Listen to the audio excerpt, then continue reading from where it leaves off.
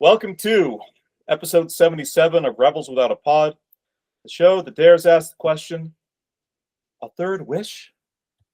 So could we 9/11 Vancouver?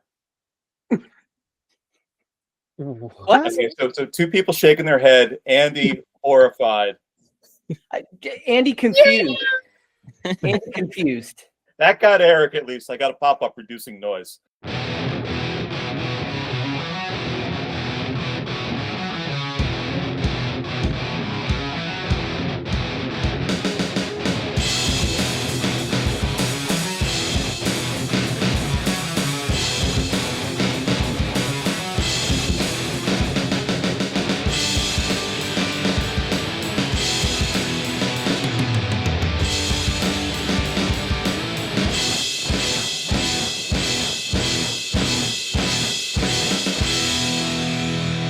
My name is John. Joining me tonight, Andy, who does our artwork and graphic design. For the record, I do not want to crash into Vancouver. Okay, not even with a luck dragon. How cool. Maybe. How does that change anything? Naveen on music and audio production. Hello. And Pod Daddy Eric, who I believe has some hearty breakfast recommendations for us. I don't, but call my name, John. Call my name. Call my name.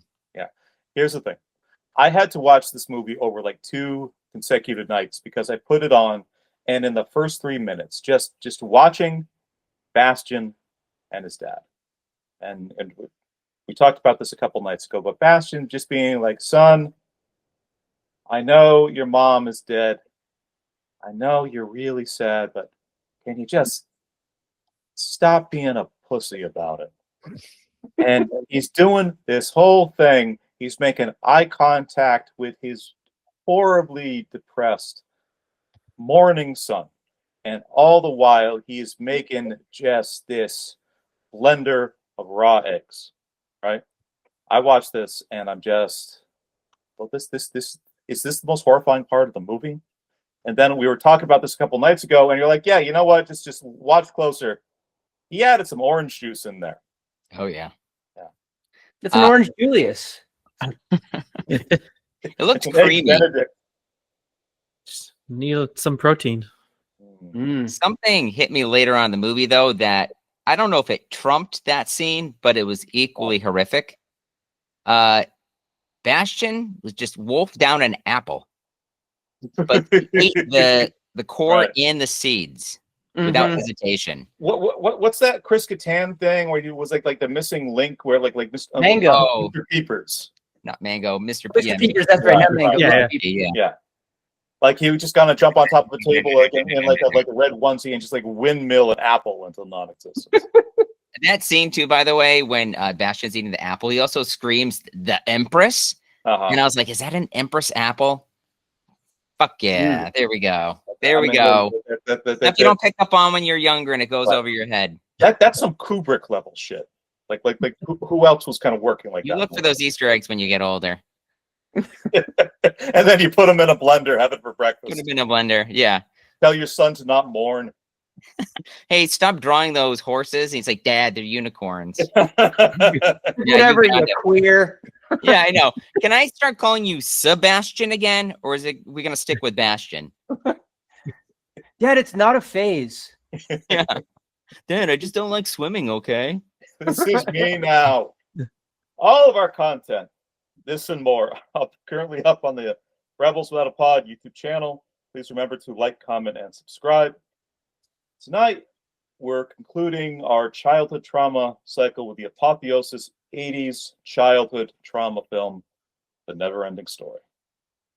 This is a big one. Like this is for people at or around our age. This motherfucker right here. This topped the Goonies for me. I know it's hard to say or hear, but this one for me was a little above the Goonies. A little above the Goonies. Wrapping up the childhood trauma cycle, The NeverEnding Story. And my goodness, there's a lot to talk about with this one. In 1984, children's fantasy adventure film directed by German director Wolfgang Petersen, who was hired off the massive success of his previous film, and checking my notes one more time, World War II submarine drama Das Boot, which you may remember as the porn film given out in the Springfield welcome basket. You may remember as the porn parody VHS Das What? Conan O'Brien, amazing. That's what got him this fucking job. The NeverEnding Story. It's for people our age. I mean, it's a movie that needs almost kind of like no introduction. But let's do some synopses in brief before we get into the movie. Synopsis in brief. Say my name, Bastian.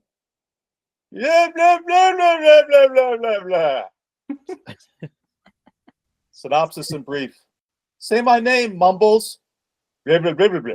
Blah, blah, blah, blah, blah, blah, blah, blah, blah, blah, blah, blah. Synopsis in brief. Say my name, Lord Humongous. You didn't say my puppies? Okay, you can have your boomerang back. Synopsis in brief. The Muppets, but they're all on bath salts. Synopsis in brief. Germans are to light-heartedness and whimsy what 80s dads are to cooked eggs. Synopsis in brief. Vancouver Public Schools. Come, eat an apple, read a book in our attic of nightmares. Anything else? Oh, geez, I'm not after all those. Oh, wait. Yeah, I got one. Shoot. Synopsis of brief. Paul?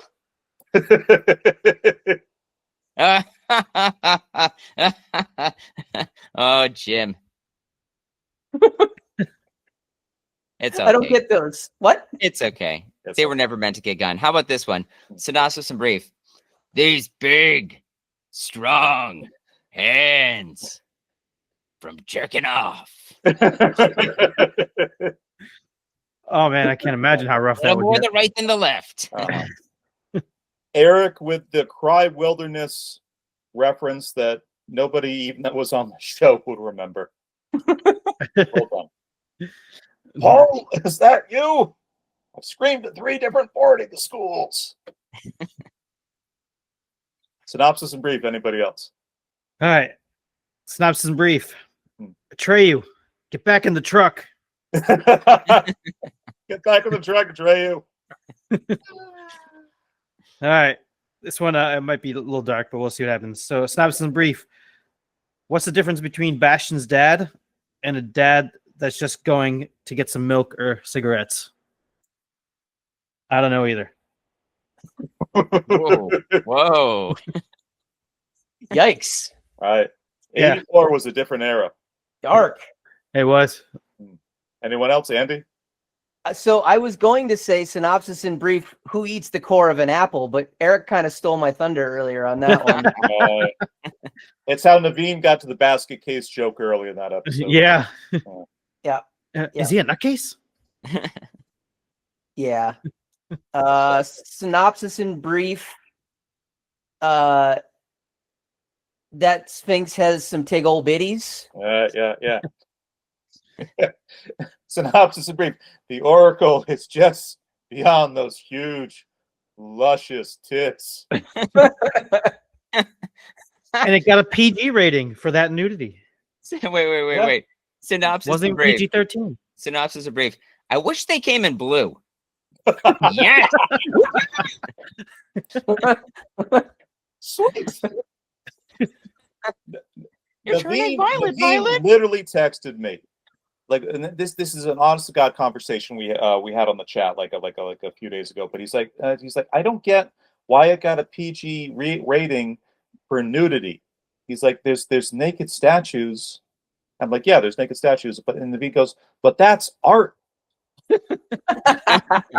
This is the whole thing, my friend. What about David's Michelangelo? I mean, it's just in the museum. Exactly. Listen, Naveen, you don't have to apologize. You don't have to apologize for being an art aficionado, okay? Yeah. I'm not apologizing. I'm just trying to prove my point. Right. I think it's been proven. That's not nudity. This I think, film actually. they could have added a couple more. Right, 4, different colors. 4. They could have done 6, 8. Right. Mhm. You figured unicorns have rainbows. We do a rainbow color of Right. different statues. Yeah, I'm down for that. The NeverEnding Story: Box of Lucky Charms.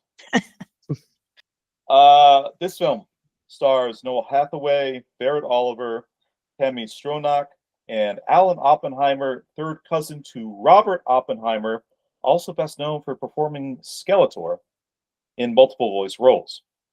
A commercial success, The NeverEnding Story grossed $100 million worldwide and set records as both the most expensive and highest grossing German film of all time. Interestingly, returns in the US itself were somewhat modest, actually about equal to Germany, that had a much lower population at the time, which Wolfgang actually ascribed to the film's more European sensibilities. I would assume that includes sort of big stone tits. And also bearing a horse up to its neck like a mutt. Like just who knows what's going on. It's like an everyday thing. Everyday thing. 3 stars. And some high praise from Roger Ebert. Although his co-host Gene Siskel on the episode of like their TV show where they reviewed it was pretty critical of the art direction and special effects.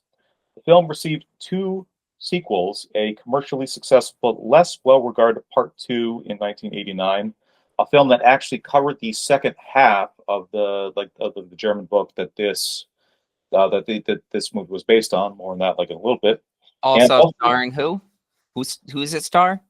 Your Eric's boy, favorite star, yeah. Mr. Landis.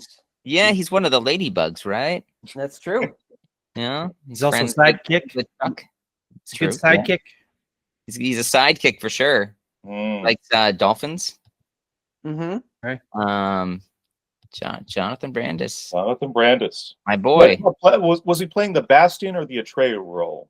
He's playing the Bastion. Bastion role. Yeah. What a Bastion. Also, there was a direct-to-sequel.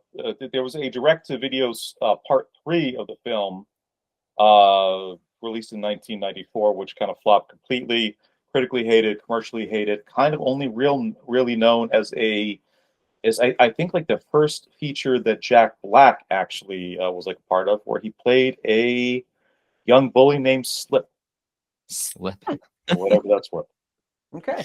Yeah. This was my pick for childhood trauma, but I think kind of like in a way, this is kind of our generation's pick for childhood drama. Not to kind of step on trivia again, but Noah Hathaway, the Atreyu, says he still goes to conventions. People still come up to him and talk about the movies. He leaves a basket supposedly of $1 bills on like the desk that he sits at for anybody that had to go to therapy. Because this film, they are welcome to help themselves to a $1 to offset the cost of just whatever they had to talk about in therapy related to this movie. General That's a great impression, bit. yeah. He looks rough. Actually, all the cast, like the former cast, look rough. Right. They survived some shit, but I mean, I think they'd rather be in Fantasia than real life. Right. Didn't Noah Hathaway do the dollar thing specifically for the Artax scene?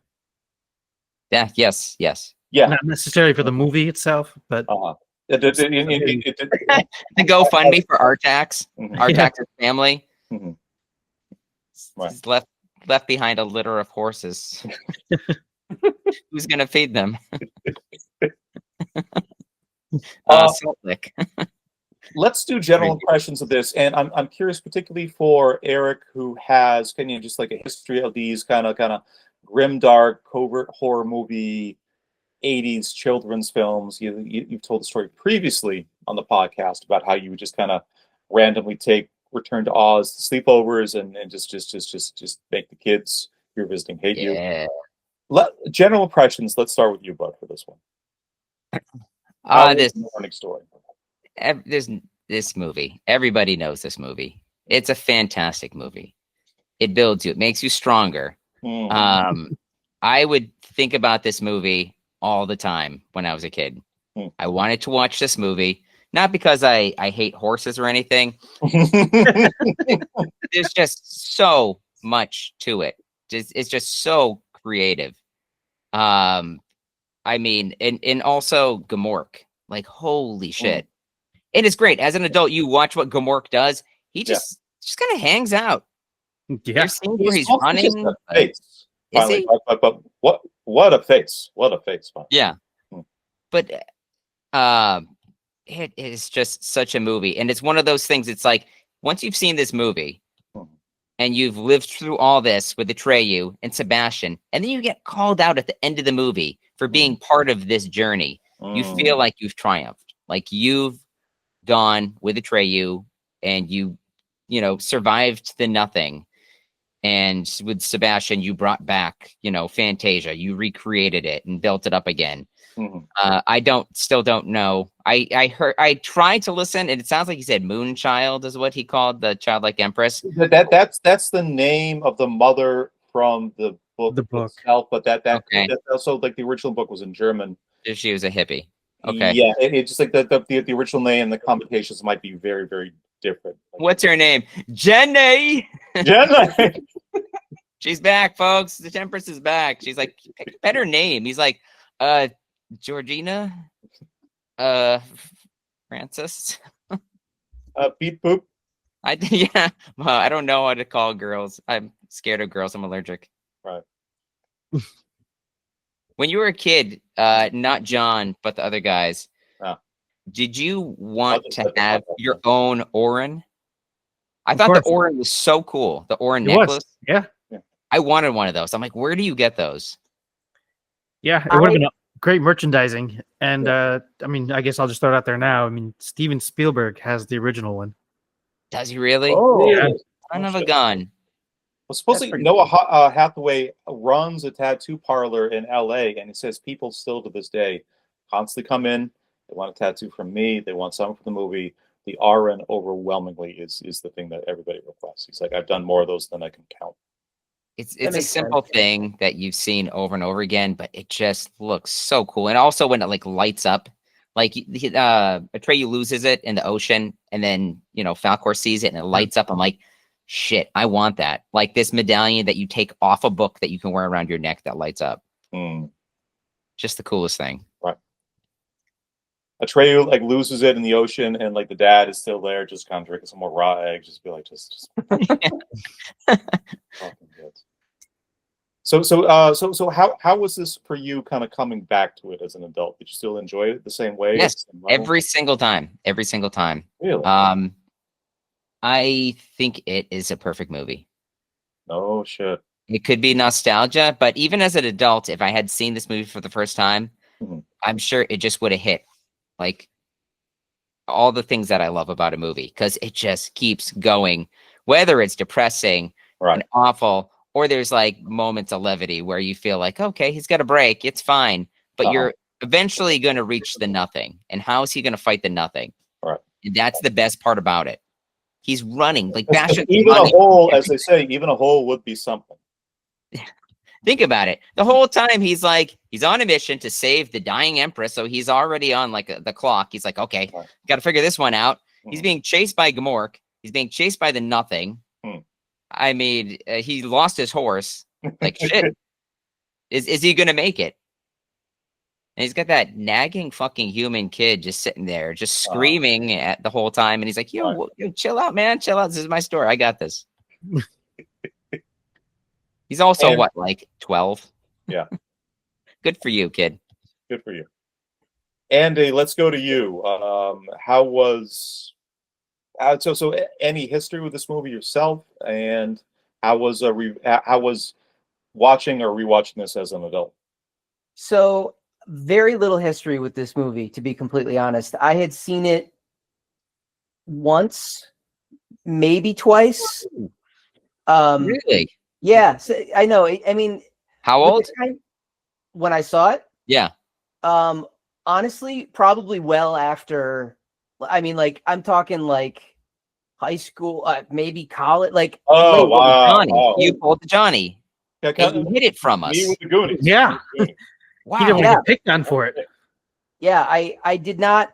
So what does being well-adjusted feel like as a grown-up?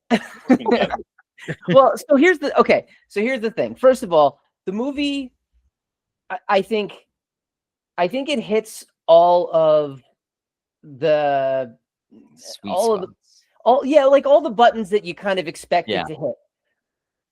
For an 80s, fantastical adventure, PG-13, kind of thing. Like it kind of hits pretty much all of those beats.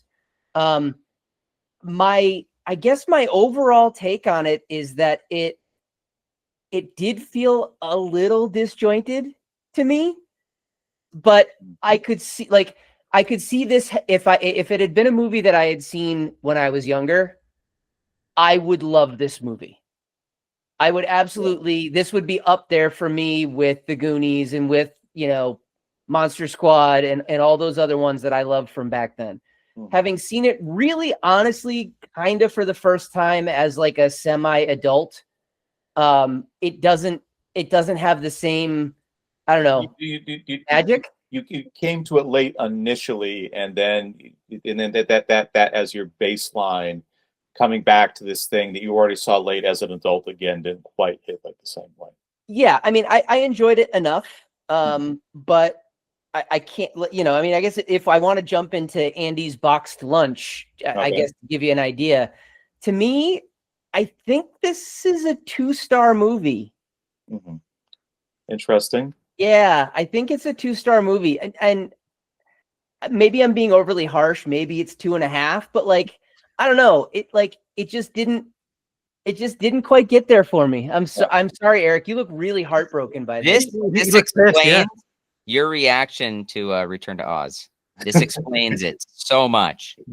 You're like, why? Boring. I don't get this. This is like unrealistic. Who makes these things?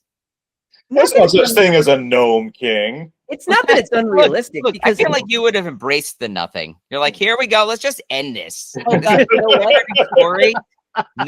Nothing is something. So I'll take that. You know what? You're probably not super wrong about that, honestly. Like, I'm the one that always says if we hit a zombie apocalypse, just put a bolt in my head at that point, like I'm cattle, because what's the point in trying to fight through that? Well, if that happens too, then you'll also be instantly promoted to like the alpha zombie. So I don't want that either. Ahead of the curve. Yeah. So I don't want to be in middle management. I just no. That's too much. He's a zombie, but he's realistic. Right. Yeah. No. I don't want that. Andy, could I make a request with Letterboxd? Sure. Would you mind kind of pulling up sort of like my review should be on your feed as well? Oh. Yeah. Oh, this will be great. Let's see. Read it. It's one word. Boo. I forget how I did this last time. God damn it. It's got to be something about his father again. I got to learn how to use this. Call my name. Call my name. Let's see here. Let's see here. Okay, so I presume this is you. Okay. Oh, wait, where is it? Too many bullies? Let's see. Too many bullies in the world. Too many. The NeverEnding Story, also a 2-star review by Johnny. Wow. Oh, the light leaves Eric's eyes. What a piece of shit. It says, gotta be brave, finish the book. Gotta be brave, finish the book. Wolf's head! Ah! And then it says, predated the debut of the PG-13 rating in the US by about 3 weeks. The kind of covet horror family film we don't get anymore. Odd and disjointed adult rewatch. Controversial take, but Labyrinth and even Return to Oz did this specific thing a lot better. Holy shit. Yeah. You basically said exactly what I said, but coherently. But also, there was a 12 wolf head emojis. So there are several wolf head emojis. Yes. Yes, indeed. Naveen, how was this? Yeah, well said. Back for you? Yeah, wow. It's going to be a 50-50 on this show today. Okay. NeverEnding Story was a fantastic movie when I was a kid. I loved it. I don't know why, but all the stuff was cool. There's just the fantasy world, the story. I love the name Atreyu, wanted to be Atreyu, you know. You want to be an uncomfortably pretty fellow with like a full head of sassy hair. It's great. He bragged to his friends. Yes, I do. Now that you put it that way, most definitely. But yeah, just loved it. And if it would come on TV, I would watch it.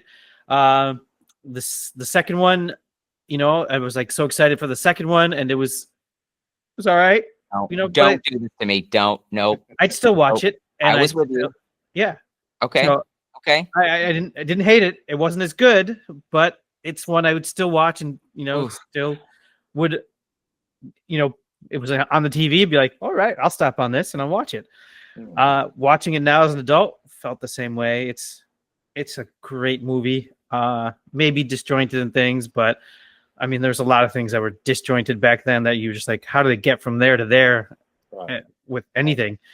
You know, I loved Labyrinth as well, you know, that you brought up there, but yeah, this did it for me in every way possible. And it was just watching it now, I just remembered a lot of these parts, and I'm like, wow, this part came so early. And I remember it being, I thought it was later, but it came so early, and it just, the story, just movie, everything just flew by fast.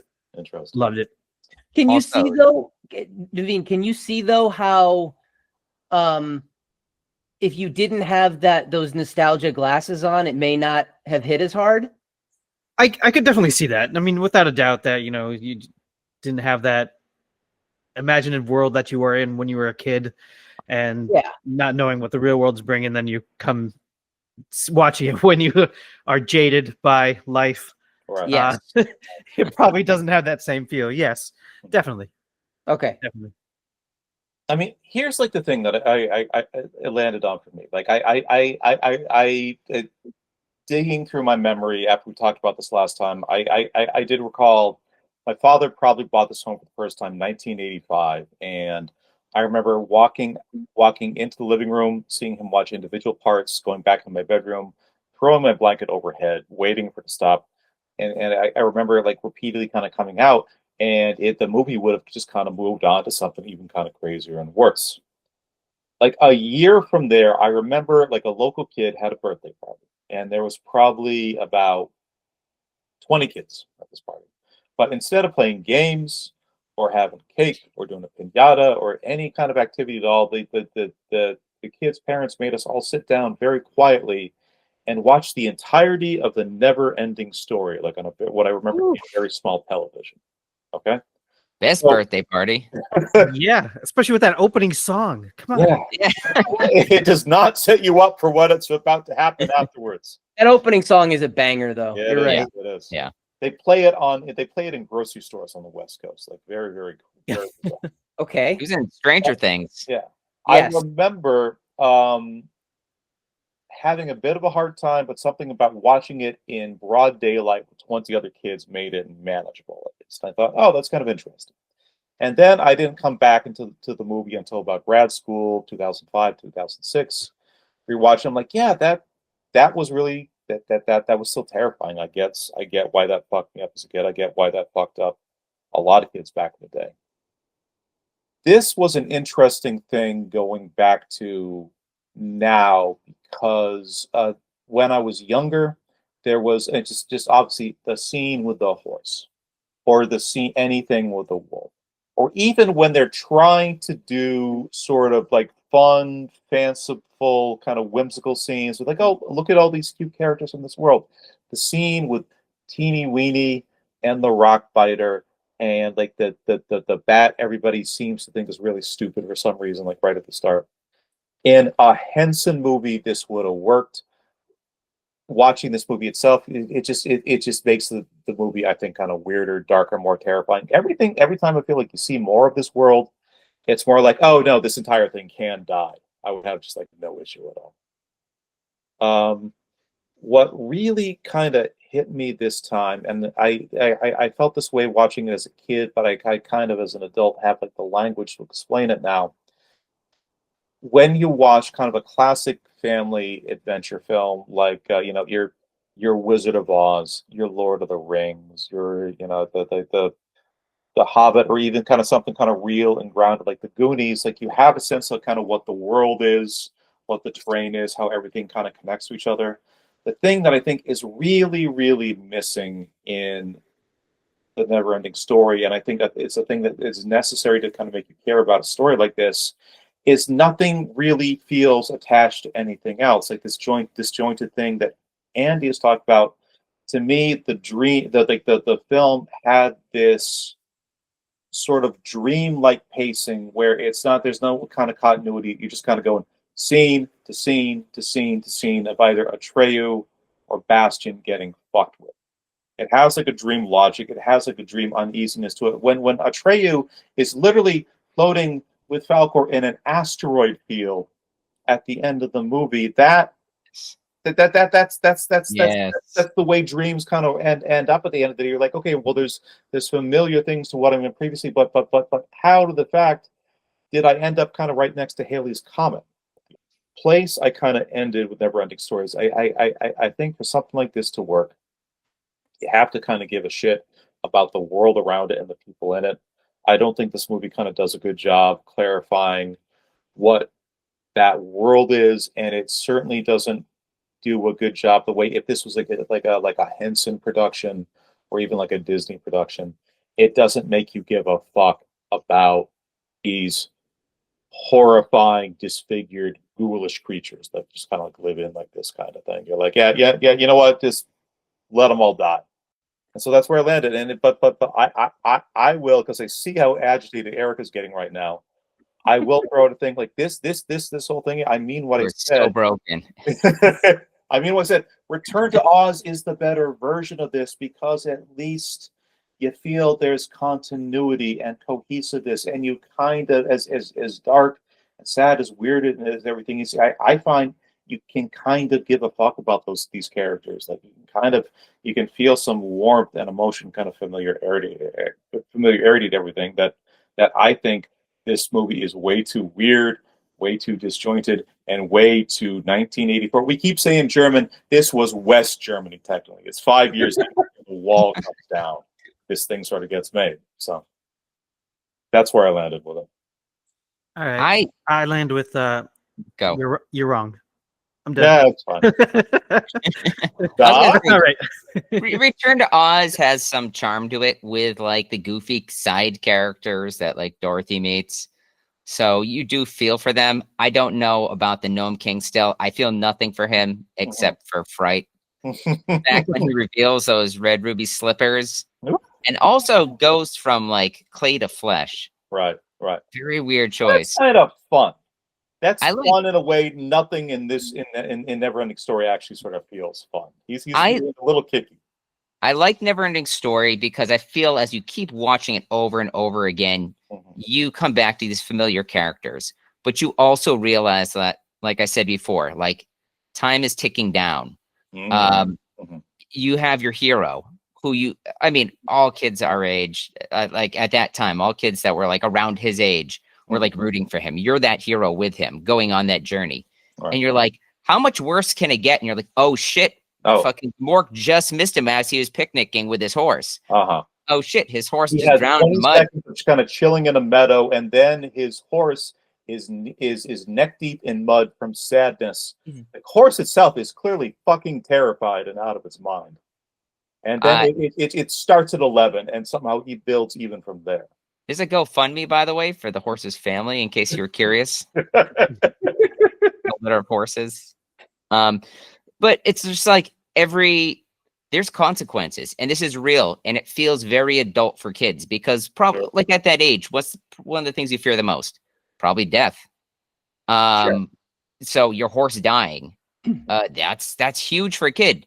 But that happens at the beginning half the movie, so you're already kind of broken. You're like, how can you get beyond that? How can this get worse? There's already stakes. There's already sadness and mourning. This kid has already lost his horse, his best friend, or I love the part that people gloss over it too. But when he's in the swamp and then he's talking to the fucking turtle, whatever the turtle's name is, right? Morla. He's talking to Morla, and then he's just like, okay, Morla, where to go? And he's like, oh, you just go to the Southern Oracle for answers. He's like, where's that? And he's just like, what did he say? 10,000 miles away. 10,000 miles away. Yeah. And right there, you're like, the movie's done. There's nothing he can do.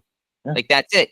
But dead horse. He trudges to his own death, essentially, just barely to survive with the luck dragon. And it just keeps going. And I love how they kill Gamork in the end. Sorry, spoiler for folks. But But then even Atreyu surviving the final battle with Gamork, which you thought was going to happen much earlier on, he still loses. Yeah. But you realize in the end, it's like you have to destroy something old to create something new. And so they're like, you know what? This old world was somebody else's imagination. This was somebody else's journey. Now we're giving Sebastian the chance to create his own world and to take his own journey and get beyond dealing with shitty bullies that throw you in dumpsters for money. And you're a crazy dad also. That was what it was for me. I always kept coming in that movie. I'm like, how's Bastian going to deal with the bullies after he's gone through all this crazy stuff? Definitely not 9/11 Vancouver. Dude, chase him with a fucking luck dragon. It's a fascinating and again, I think that the context for like when and where this movie was being created plays a lot into like the story and the style and the vibe, because you know the scenes with Bastian and the school were all kind of shot like in Vancouver, but everything else was kind of made and conceived in West Germany, and at the time 1984, so 5 years before like before the wall comes down. Still a country dealing with defeat, like the sort of like the long tail sort of fallout, like a World War II, memories of fascism, memories of just kind of complete sort of societal collapse. It is fascinating to me just kind of watching the story which is bleak in a way that I think we just don't get in a lot of American kind of in a lot of American cinema, where this young guy is trying to get through the world.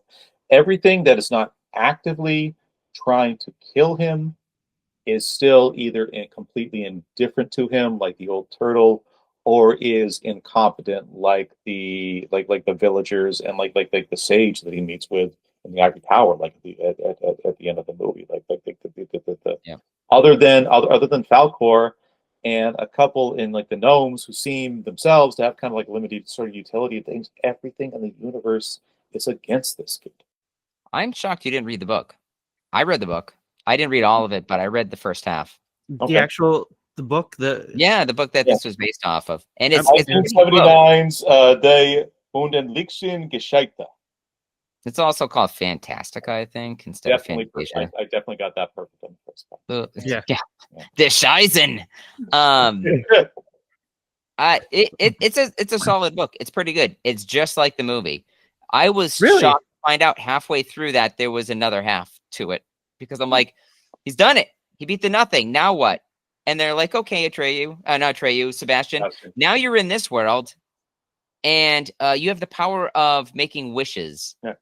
And that's how the movie ends. The actual second movie is he goes into Fantasia. He has kind of ultimate power over everything, but every wish that he makes takes away a single memory from his original life on Earth. And it's a whole secondary thing where Atreyu and Bastian actually become enemies, I believe. I think too, he also was like, how are you supposed to drink orange juice again? Just oranges? Oh, okay. And then it just wipes away all the scars of his mom dying and his dad. I believe in the book, like his dad is specifically identified as a weak-willed dental technician, or whatever that's worth in German. How would you guys kind of compare this to either? I mean, like, just the obvious touchstones would be, at least what we talked about on the pod, would be like Return to Oz. But either other movies that we covered on the podcast, or other movies that you remember from your childhood, like any other kind of connections or comparisons there. I mean, it immediately kind of drew my mind toward The Labyrinth and Dark Crystal and stuff like that. Not necessarily because of the plot or whatever, or even, I guess, even the tone necessarily, but just kind of the fantastical creatures and the puppets and the weirdness and all that kind of stuff. Any of those types of movies, I think it has some connective tissue with. Sure. Yeah, I thought about Legend, of course, which we talked about before. Legend, crazy movie, amazing practical effects. Tim Curry he's like Satan or whatever character he plays, just a crazy demon lord. That's the first or second Tom Cruise movie, if I remember right. Yeah. But also the one that came to mind immediately was Willow. Oh yeah, good call. Yeah. Fantastical That's a good call, yeah. journey, fun characters, crazy situations. Everybody gets turned into pigs. Willow is Thing. so much better. Right. Sorry, man. Willow Oh is man, amazing. I'll and give you that. great. I watched Willow as adult. It holds up. Also Willow's learning that good. there was 2 sequels to Willow that were in book form. I didn't know that. By one of my Right. favorite authors. Mhm. Wow. They exist. Who wrote the other books? Chris Claremont, Oh, who no, wrote the the big X-Men run. best X-Men run that exists today. Nice. Nice. I would say like generally a good adventure film mixes action and scary scenes with kind of like these moments of kind of joy and levity. We've kind of commented already on where we sort of think like the balance is in this movie, but for you guys, what's the best version of this kind of movie? Best version, you said? Yeah. I'm confused. I mean, Yeah. this is the best version of this movie. What else is there? Right. Willow. Yeah. Well, Labyrinth. Yeah. Yeah, I mean, Guess that's a thing. specifically like the '80s kind of grim, dark, kind of covert horror kind of movies. Like to my thing, kind of no question, Labyrinth's the best one for kind of like sort of family adventure films like that sort of kind of balance like the fun and the scary and kind of make you give a shit about things. For me, I think the original sort of the original Lord of the Rings trilogy is maybe like the best version of that, where you'd spend so long in the Shire. You spend kind of so long just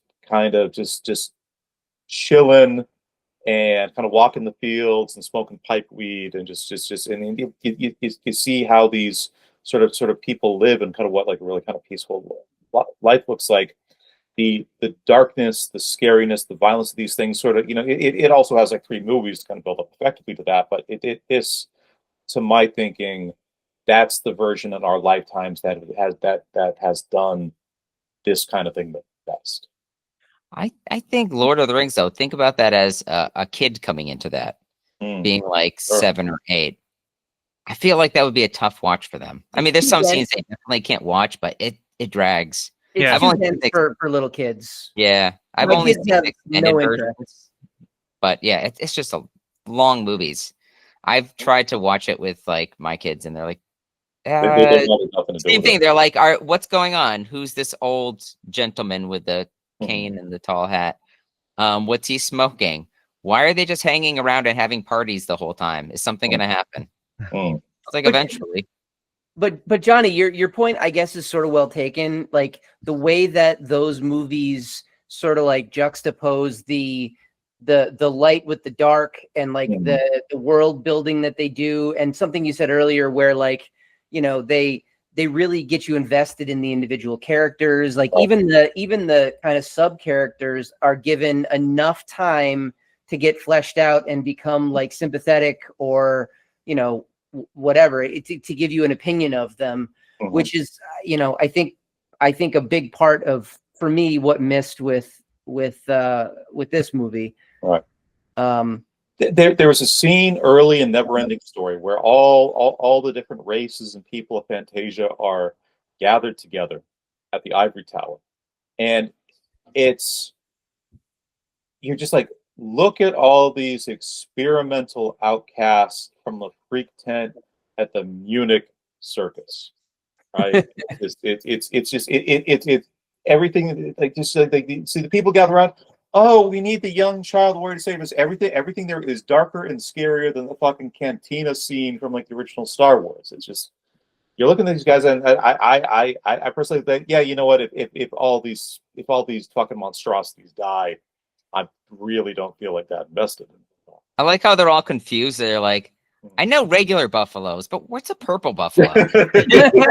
Are they like 2 feet tall? Like, how must be much easier to tame.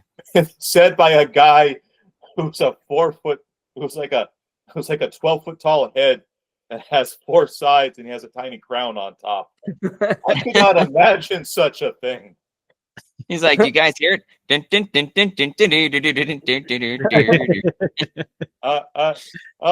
here all night, folks. Naveen, how about yourself? Like other like better versions of this, or things that you think work like a little more consistently? I mean, some of those, I don't know if they would say better, but they're on par with the ones you've already said. Again, I loved NeverEnding Story. I thought it was great.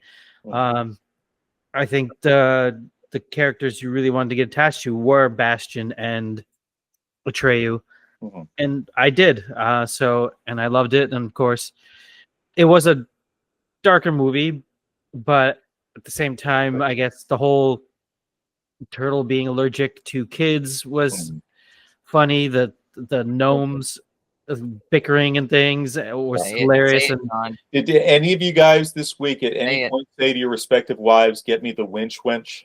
Thank you. I offered $1. I offered a cold, hard, cash American ass dollar for any of you guys brave enough. Winch? Yeah. No, not for $1. Didn't do it. Yeah. I don't even have a winch. I don't want to explain a winch. Okay. Yeah. But it was just great. And I mean, even the scene when he's looking through the telescope and then the little gnome's getting all uptight. He's like, let me see.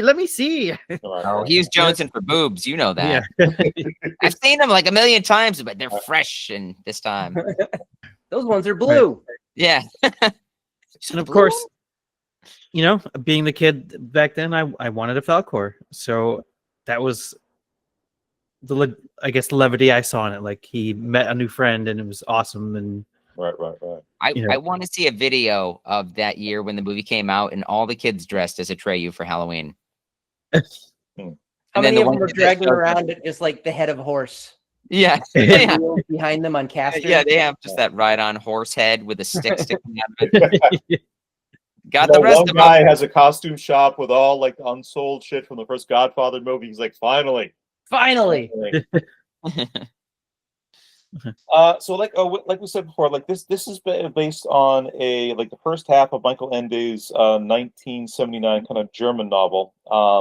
Big things of kind of escapism. Like I said, like the second half of this is Bastian kind of coming into the world, overusing his power, overusing his wishes, gradually losing his memory, his sense of morality and kind of self, and then kind of getting into like a big fight with like Atreyu by like the end of the book. This book is extremely well known for kind of themes about kind of escapism and like the limits that you should place on escapism. Sort of like a book about how do you sort of find a kind of like a balance between being kind of grounded and reasonable about how the world works, being versus kind of being kind of creative and imaginative. And also, Michael Ende, born 1929. Teenage memories of the sort of World War II, living in Germany, kind of during, just kind of during like the post-world period, like the split, everything else. There is like a way to kind of supposedly read this novel as an allegory for like the repression of kind of art and creative thinking that happened in fascist Europe. So, do you guys, for considering kind of what the book was supposed to be about, do you think that any of those themes came out in the movie at all? I would say so, especially in the beginning with the bookkeeper, the bookstore owner there, talking about go back, telling Bastion to go back. You're not reading anymore. You got your video games, beep boop beep beep beeps, and it's kind of the same thing. You have the video games, TV, watching movies or TV shows or cartoons, not doing a lot of reading. So getting that. Not that same kind of escapism you'd get from a book where you'd have to imagine it and think about it to picture it to those scenes. But it kind of, gave me that kind of feeling in the beginning a little bit there of electronics and technology taking over and not getting that same escapism imagination. Right. The cheaper, the easier, the high fructose corn syrup version of these things of actually just sort of putting yourself into a real story. Eric, Andy, anything to add to that?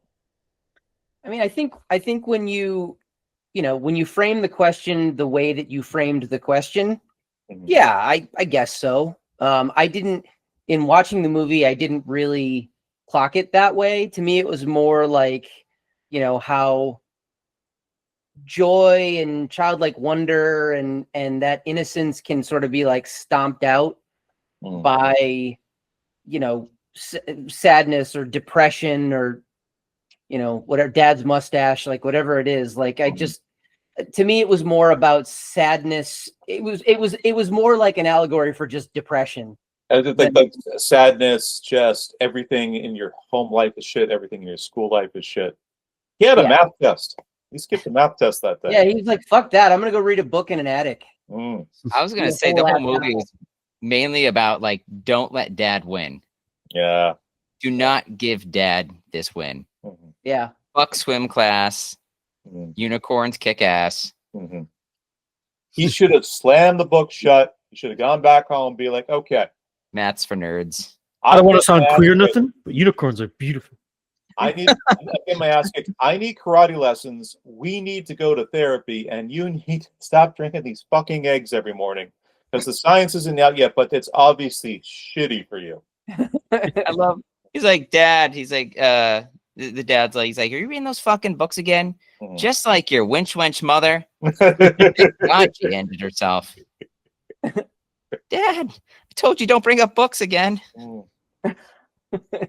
I think the only overtly political thing that kind of happens in the so like the story itself is about how this place Fantasia is being destroyed, but then Gomorrah comes out at the end. Yes, and asking, why are you trying to display this? Why are you trying to take fantasy and imagination and hope away? And the wolf says because then people are easier to control. I think that's the only overtly political thing that it says. But I mean that particularly considering when and where this movie was made by and who the thing was kind of written by, like originally, like that really sort of speaks volumes to it. That one scene, and that I keep coming back to that one every time because as a kid you're just like, what are they talking about? Why are they talking so much? I just want to see them fight. Right. And then as an adult, when you start to listen to what they say, you're like, oh, okay, this is like the greater argument that they're trying to make about this whole movie. It reminds me of when I was a kid and I used to watch the Peanuts Christmas special. Sure. And when Linus goes up on the stage, he's like, I'll tell you the real meaning of Christmas. And I'm like, what is he talking about? Is this Jesus? What is he? What does this mean? Piece of shit right here. What does this have to do with Santa? I don't get it. And then as an adult, I'm like, okay, I don't need to get it. That's fine. But for Gomorrah, I'm like, oh shit, this thing was just. And then you also notice Gomorrah has kind of like a tiny Hitler mustache, and they're like, oh, okay. Gomorrah's like nanu. That's the meaning of all this. Let me kind of shout out like just a real effective piece of filmmaking, but the bit of Atreyu landing on like that island towards the end, and he kind of sees everything he's kind of gone through represented in kind of cave painting, but then like the final cave painting he sees is the wolf staring at him, and he turns around to see the actual wolf staring at him. It's chilling.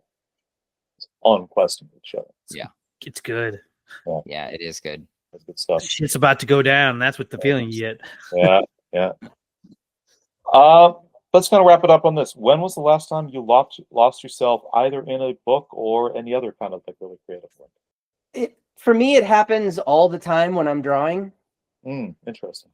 I mean, like, yeah, even my wife will tell me like, what are you gonna get off the couch? Are you gonna like go walk the dog? It's time for dinner. I called you for dinner 15 minutes ago. Like, what? Can you please go pick up Anna from gymnastics? Like all that kind of shit. But as far as like, and he ignores her, just quietly sips his raw eggs. Yes, that's right. I know. It's gonna be a long night.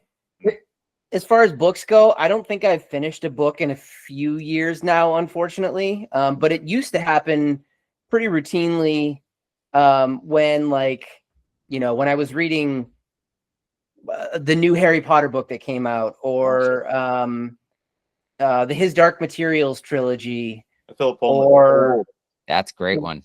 Yeah, or like the Lord of the Rings books, or stuff like that. Now I just basically listen to audiobooks while I'm mowing the lawn. Devine, how about yourself? Yeah, I've never been a big book reader, so not much in that. I think the last book I read was the last Hunger Games one, the song or ballad of Song and Fire or whatever that's called. So I read that one. So it's been a few years. But that's honestly, the Game of Thrones books, but that's okay. Yeah, they both sound the same. It's something of that sort, isn't it? The Hunger Games. It's very close to the Game of Thrones. The Ballad of Jon No. Snow and Khaleesi. No. I don't. No, Hunger Games is about kids trying to kill each other for food. No, not what it's about. The last book, though. The Yeah, title. they don't eat them, man. That's Oh, cruel. the last book's title is wasn't that Catching the Ballad Fire? of Song? No, Oh, there was that No, prequel one. the Ballad of Songbirds and Snakes is the prequel. All right, okay. there you go. So it was close enough. Ballad of Buster Scruggs. That's Yeah. right. Should have done that instead of the.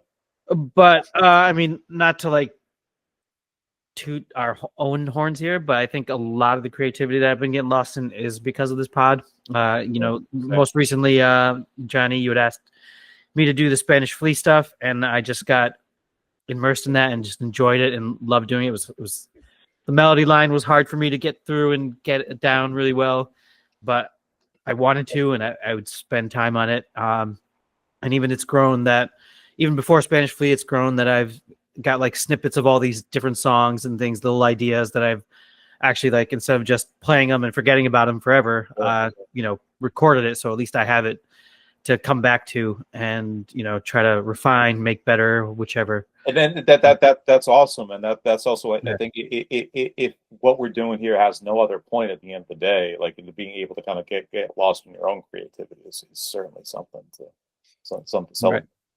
Yeah, and then Eric, we need a new theme song, man. Give me something, and it's been awesome. So I knew you were ready for it. Oh, and to you guys and stuff, just because previously I wasn't.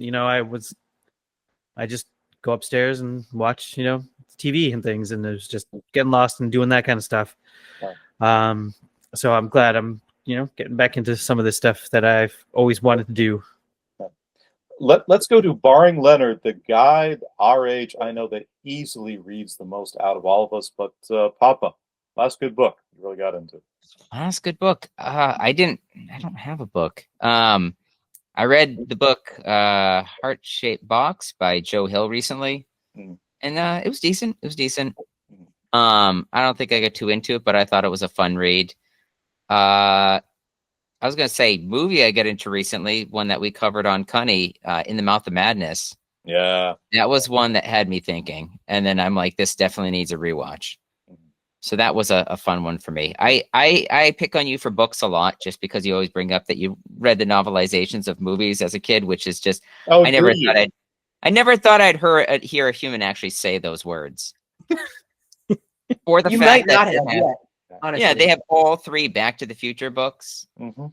That's still haven't seen the weird, first or the man. third one, so like That is weird. That's my cross the bear. Like this, But- this is why I ended up like an adult podcaster, dude. Like part of the reason I love NeverEnding Story, is you're just with NeverEnding Story. So here we I love movies that have to do with books. What's the other one I mentioned? Is it called The Ninth Gate? That's the Roman Polanski. Yeah, I love that movie. I don't know why. Something about it. Finding an elusive book that there's only two in existence. So going to all these book dealers and stuff like that, backstreet book dealers and private collections and perusing these amazing books. It's stuff like that excites me. I'm not really sure why, but it's just cool.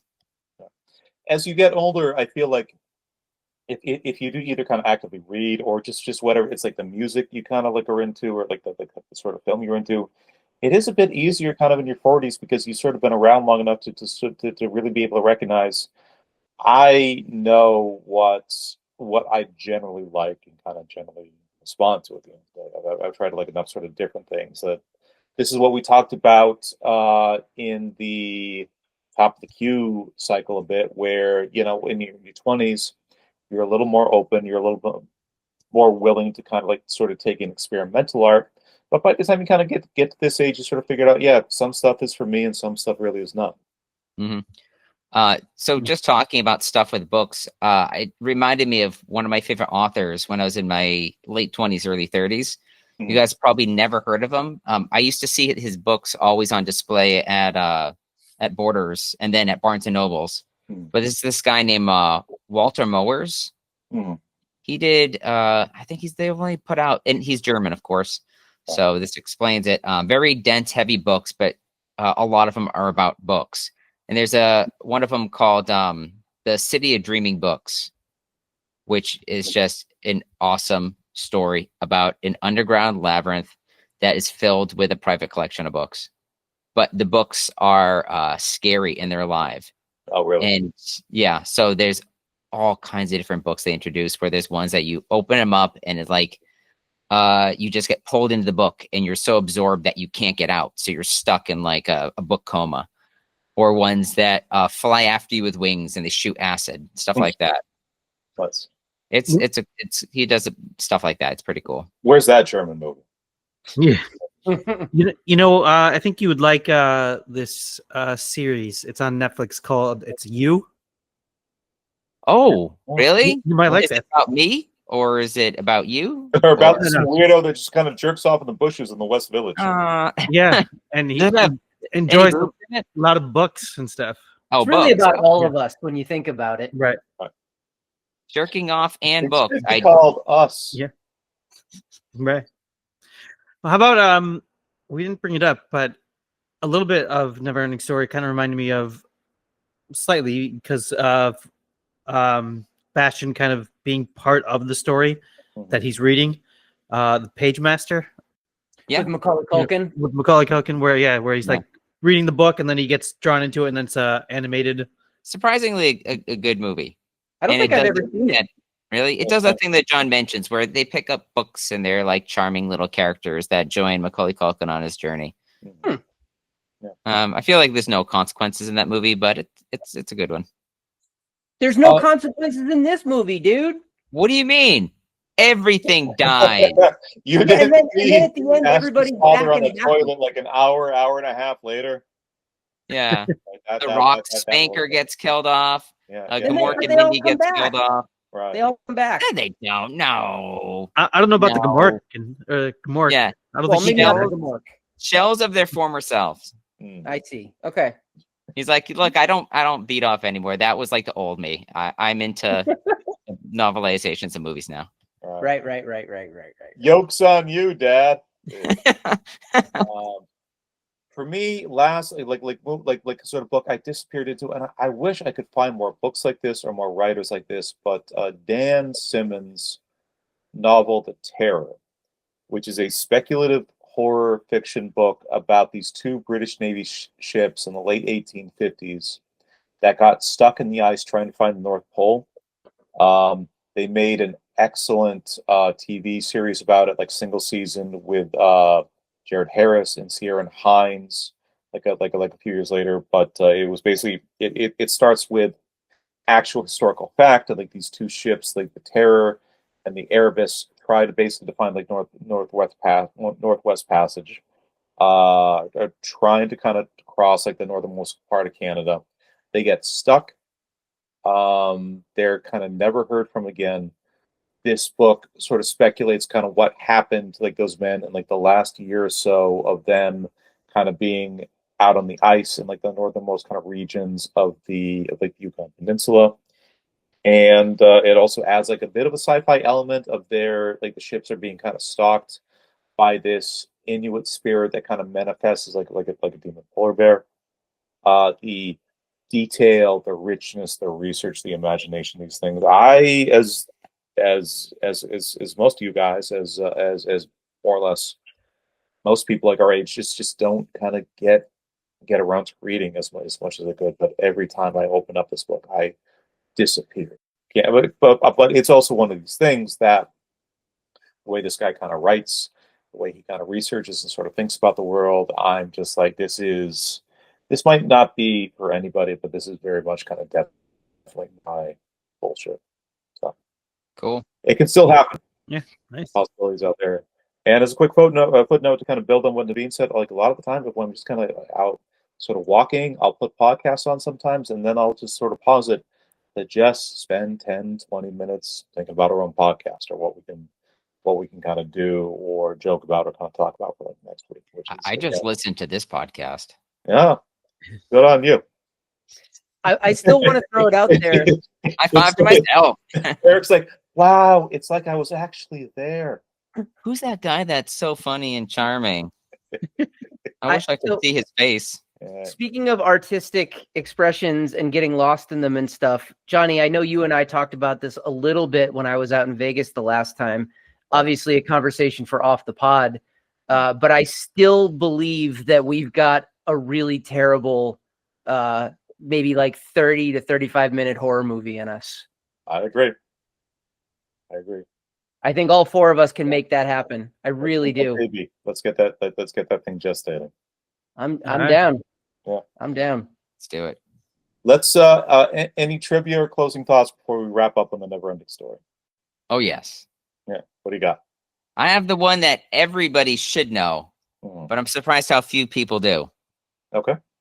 As you mentioned earlier, the scene, and I don't know. Again, when I was a kid, I would always like pause the tape to watch this one part to see who I could pick out. Right. But when the guy at the very beginning, he summons all like the people from Fantasia there. Yeah.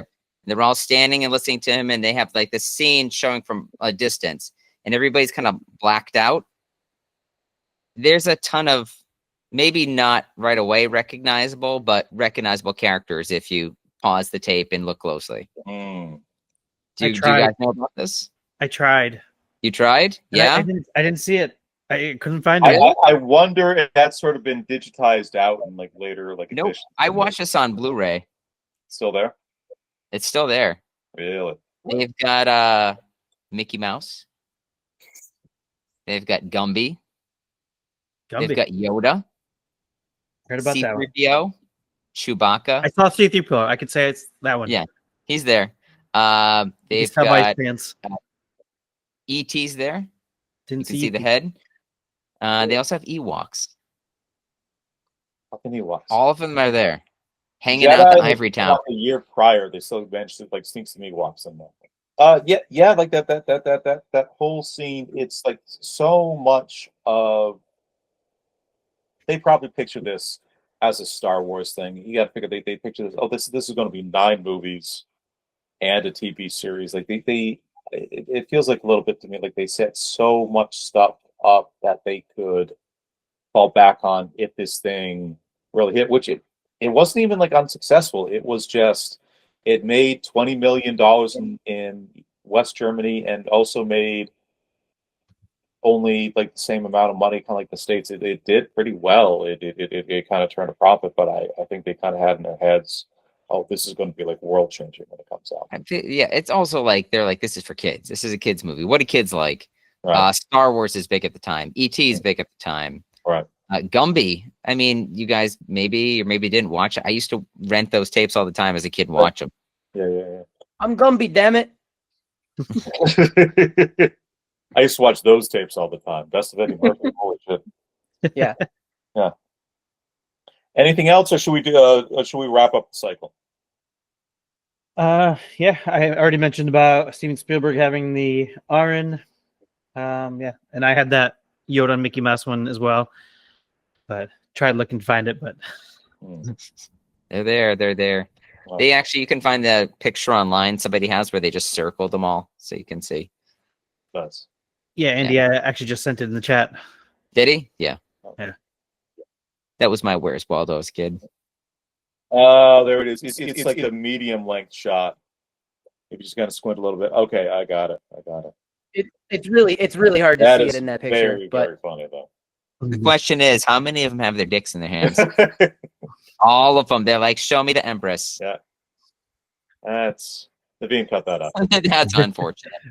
Leave that in. Childhood trauma cycle. Wrapping up, sort of final thoughts. The most interesting thing has been thinking really about the transition from like the PG to the PG-13 movie. With this cycle, I really kind of dig the fact that we watched The Gate, which came a couple of years after 1984, a couple of years after the introduction of PG-13, but still really, really feels like it was PG-13 when it came out at this time, but feels like one of these covert things that 5-year-olds would have, like our age, would have been like sort of like allowed to watch. They're just not expecting like whatever the fuck is going on. And NeverEnding Story is just kind of one of these from just the other side of that line, where a lot of us probably came to like that movie like a little bit earlier than we should have.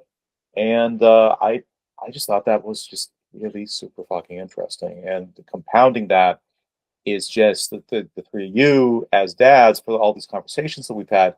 It's been a lot of, this is what our childhoods were like, but this has just not been what our own kids seem to kind of be dealing with in the same kind of way. Yeah, there's real horror for them to worry about now. Truth. Yeah. Absolute truth. Childhood trauma cycle. Other thoughts? It's a fun cycle. I really enjoyed it and reliving some of those moments. I guess my little pick wasn't as traumatic for you guys, but apparently nobody had watched it back then either. Until watching it now. I didn't care for an actual spider bite like 3 days ago. It's not. Yeah, hasn't been top of my head. But yeah, it was just interesting to relive it. I mean, even for years, Johnny, I never thought this was a very scary movie. I just loved it from beginning to end. But I can understand why it caused you trauma and things as well. Some of those scenes and things.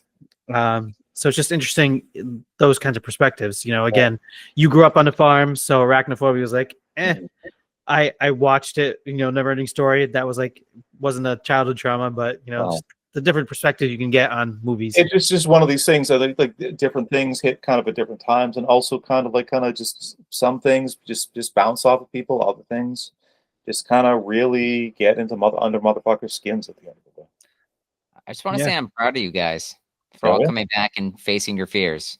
That's what I wanted here. I wanted to tap into your psyche as a child to understand what hurt you. Right. And yeah, Hannibal Lecter style, do not let this man inside of your mind. Was this a therapy session for a year?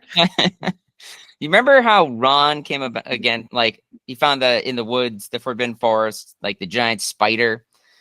And then all of a sudden, when he came to the spider's lair, there's just all those other thousands of spiders swarming on them. That should have been what arachnophobia was. Can I shout out? It was not from the books, but one of my favorite moments in the Harry Potter movies is just like Harry's up late reading, Ron's asleep. He just kind of pops away. He's like, spiders, Harry, and Harry's like, spiders, Ron, and he's still like half asleep, half dreaming. He's like, they wanted me to tap dance, and Harry's just like, look at him. Tell them no, Ron. Okay, and he just goes back to sleep. Great friendship, legitimate friendship. Oh, I also laugh every single time they have that scene in the fourth movie where it's the Triwizard tournament, and then they have the girls, the French girls, show up, and they're all going, and they go right by Ron in the Great Hall, and he watches them go, and he goes, bloody hell. Only one. Only one. Childhood trauma. Andy, anything to that? No, I'm aware this show is kind of giving you a fair amount of like adult trauma. We'll get to that like in a few minutes. Yeah, no, I gotta be honest. I think all the movies we watched, because they were all vastly different. I think were pretty great.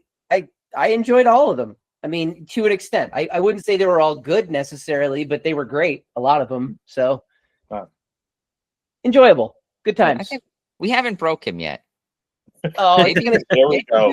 No, here's my secret. My secret is I've been broken for a long time. Right. Can't break what's already been broken. Andy's secret is all four of us are like just way past our life expectancy. This is just bonus round shit. Hey, there we go. It's like the Hulk. He's just always angry. Always angry. Kind of a hard line. Yeah, Papa, childhood trauma as Mr. Return to Oz VHS. You have a good time with us? This was your pick. This cycle was your pick. So why don't you wrap us up on it? I thought I did. Guys, you, by the way, kudos to you for changing your selection of movie for this cycle. to NeverEnding Story. I think that was the perfect way to top this off. So many kids back in the day all went through this, and you know, some made it through, some didn't, but they came back. I said at the top, this one needs no introduction for people. Yeah. The fact that you can hate it now shows that you've overcome the nothing. So good for you. Again, reality is far worse. Nothing thrills me anymore. Great cycle idea. A lot of fun. Let's make a plan to still do Labyrinth as a one-off at some point, like later on down the line, because that is not just a dope movie, but Andy has just I've lost count of the number of times I've said this. We are so lucky to have him and his creativity and his artwork. And ladies and gentlemen, you have not seen the shit he is about to drop when we finally put like our Labyrinth episode out. But the art that he made for it is just, boy, get ready for it. Get ready for this one. On that note, originally we had a one-off episode plan. We were going to go eventually to Naveen's pick for a thematic cycle, sports. But love how you always say it. It's like sports. You robbed me. I have to work up some enthusiasm somewhere because I don't want to do a fucking sports cycle. Here we are. I think that's why it's so great. We gave him I just between kind of arachnophobia and the real slog. I think what that was for him. Basket Case, our sweet little Halloween watch. I was thinking to myself, we are so lucky to have Andy on the pod.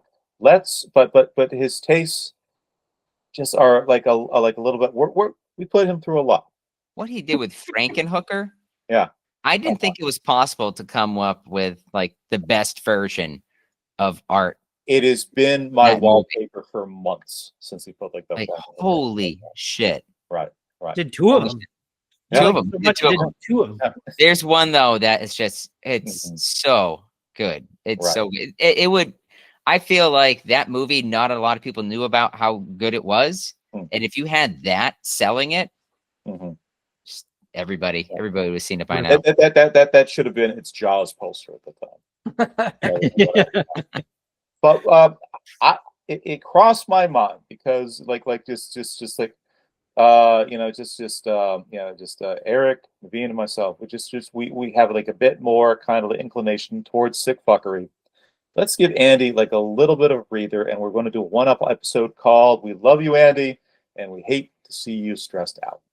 However, last podcast, Andy made a full-on pitch for why don't we kind of take this single thing that I want to do and zag a little bit and do a full run of 80s movies, because Andy's pick, actually multiple of Andy's picks, I was just like, yeah, haven't seen that. Don't think I've seen that one either. Andy at one point was like, what the fuck is wrong with you, Johnny? Let's just do a full cycle of shit you have not watched in the 80s that you should have watched in the 80s that for some godforsaken reason you have not. So, ladies and gentlemen, announcing live on my first time, our upcoming cycle, Ladies to the 80s. Coming up. Andy, you're the first one on the calendar, Ladies to the 80s. I've given you guys like a full list. I went through kind of family, teen, and sort of best regarded kind of critical films. I went through like everything from that decade. Stuff, obviously, I should have seen that I have not. What are we jumping off with? Andy, you can go first. So yeah, I mean, I kind of mentioned it already on the last pod, but I'm going to solidify it by saying we are going to watch the 1985 masterpiece, Pee-wee's Big Adventure. Tim Burton's first major feature. And the fact that you haven't seen it just baffles my mind, because it is, I think, so much your shit that... Yeah, no question. Yeah, I mean, it's just... Yeah. Co-written by Phil Hartman. Just found that out the other day. That's right. That Phil Hartman. Yep. That's right. 1985. Pee-wee's Big Adventure. Now going over to Papa. Yep. What's your pick for this cycle? I had to do this. A classic 80s film. Unseen by Me. The Lost Boys. The Lost Boys. Yeah, I'm excited for this one. Yeah. This is one that I didn't watch enough growing up. I rediscovered it in my 20s, and I keep coming back to it. I don't know what pull it has on me, but it is so 80s. And again, it has Corey Haim and Corey Feldman. So Corey Haim, Corey Feldman, Kiefer Sutherland in there. Yep. One of my all-time favorite movies. Our movie. I'm with you there, Andy. Oh, I love it. I love that movie so much. Yeah. Okay, so we got like two absolutely no arguments there. Naveen, buddy, what do we got for number 3?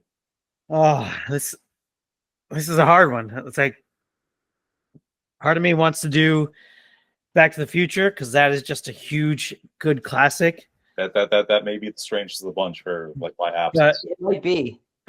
But we also haven't seen the Monster Squad, which is just as fantastic. And there's other ones. I mean, War Games, Teen Wolf. Yeah, these ones. Pretty in Pink. Pretty in Pink. All the John Hughes shit. How could you? I did not see. I passed that one. I did not see Breakfast Club until my 30s. It was kind of there. It was fun. Yeah. Excuse me. So yeah. What are we doing? Yeah. Go with your gut, man. Go with your gut. That's the problem. My gut's telling me we got to do Back to the Monster Squad. Really? Back to the Monster Squad. Yeah. So it was supposed to be a mashup. So but Back to the Future is such a classic. I am going to go with Monster Squad. I got to do that one. Monster Squad. Okay. Yeah, I got to do that one. I don't know if you're like helping him or punishing him. It's a great film, but to know somebody that hasn't seen Back to the Future, that's a hard sell to say that's like a close friend of mine. Right. Yeah, that's what I'm saying. But it was hard. Just stand firm. Eric's doing a thing right now. He's doing. This is the bit. This is the bit I do. Not a bit. All I'm going to say is protect your nards. And that's all I'm going to say. A bit implies you're not like that usually. I'm chomping at it. All right, so we got Pee-wee's Big Adventure. We got The Lost Boys. We got Monster Squad. For my little bit, kind of wrapping up like the ladies of the 80s, I said to you guys, if we're doing this, I don't want to sort of misrepresent like just what I was raised with and how much and how much of these films I was lucky to see, how obsessive I was kind of like about kind of certain one of these things. So I wanted to wrap this up with an 80s movie that I have seen quite a large number of times. I also wanted to give a Christmas present because that'll be like that episode, if not to at least you guys, at least to myself. And I want to see if you can kind of guess this here from the early synopsis in brief. I'm going to write for the movie, at least like just one version of it. This is a 1980 film. This is the best 1980 film, not 80s, 1980 specifically. This is the highest grossing film of 1980. Synopsis in brief. I love you. Nice. That does not help at all. It has a wintry start. As a wintry start. Wintry start. Highest grossing film of 1980 and has a wintry start. Empire Strikes Back. Empire Strikes Back. Empire Strikes Back. Really? Oh wow. Yeah.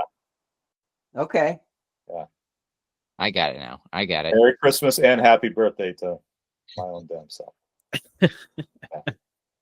We have not, and for all the time we have done this, we've not done any Star Wars shit yet. And it is. I think that's also part of the reason why I didn't do Back to the Future, because I think it's probably been done quite a bit. Maybe Monster Squad as well, but I mean, I mean, it's kind of yeah. Monster Squad will be like an interesting one. Like I've watched parts of Back to the Future before. My mom always kind of turned it off. Like thinking back, my mom actually turned it off for the date rape scene every time we tried to watch it. You didn't finish. Come on. Hey. Wait, who didn't finish? We'll leave that up to interpretation. Leave that up to the imagination. Yeah. childhood trauma. Do any of us feel better about our childhoods after doing these episodes? Probably not. I have a lot of regrets. But it is getting a Rebels Without a Pod, episode 77. Gentlemen, pleasure as always. Talk to everybody in a little bit. All right. Take it easy. Take care. Bye-bye. Later.